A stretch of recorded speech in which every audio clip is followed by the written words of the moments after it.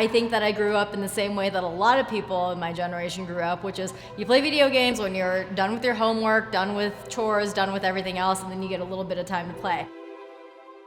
So I never made it a thing where I was striving for that to become my job. You just never know where life will take you, but those experiences always come back.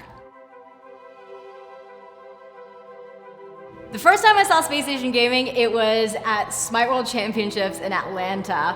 And I saw Sean and I said, "What are you doing here?" And he says, "I got a team." And I have been stoked on Space Station ever since.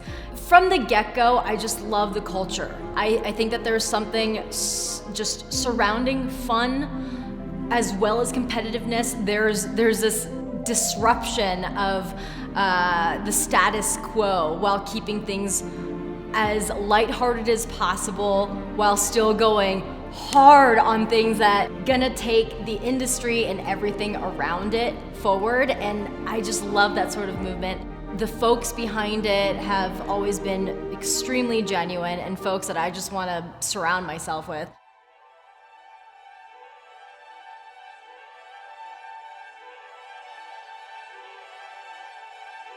I was a ballerina.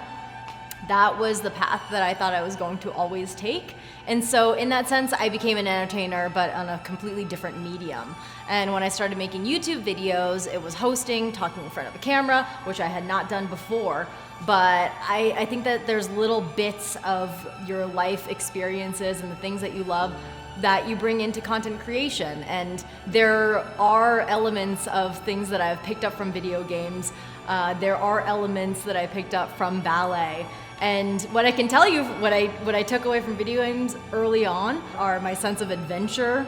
I know for a fact that I climbed mountains, jumped out of airplanes, ice climbed, all these like random adventurous things because of Uncharted and Tomb Raider.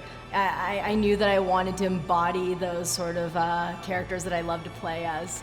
All those experiences that you have, whether it's from working in retail or working for your parents or going to school, dropping out, going back to school, whatever it is, there's so many different life elements that will come back into the type of content you create, the way you carry yourself, the way that you see perspectives of business, how you see your content going, where you want it to go. There's nothing that's in vain that you will experience. So if it's not happening today or tomorrow, it might happen in 5 years from now, and the experiences that you have in between that will be so valuable. So keep on chugging away if this is what you want to do, but allow yourself to live life too. And now to be in a position where I am a co-owner of Space Station Gaming. I mean, it's mind-blowing in some ways, and also it feels like the ultimate glow up. In a lot of ways, you know, as a Gen 1 content creator, it's hard to realize what the long-term path can be. But after being in this for 11 years, I realized that that path is still so much more expansive than I ever gave it credit for all those years ago. And as I went along every year, I realized that there's so much more opportunity. And if I'm in a position where I can impart any of that knowledge, any of that experience to younger folks who are getting into this industry and want to have a long-term path in it, it makes me extremely fulfilled and very happy too. So I'm just really grateful for not only being in this industry for this long, but seeing the future of it as well. So what I love is the fact that it's easy to make, because I am not so much of a cooker. I'm getting better, but the fact that it's simple to make and it's packed with protein. I've been on this protein kick lately. I've been eating right, and so every meal I have, I want to have a level of protein, and the fact that it's packed with protein makes me really happy. And just so many flavors. So many flavors. I had the caffeine one, so good.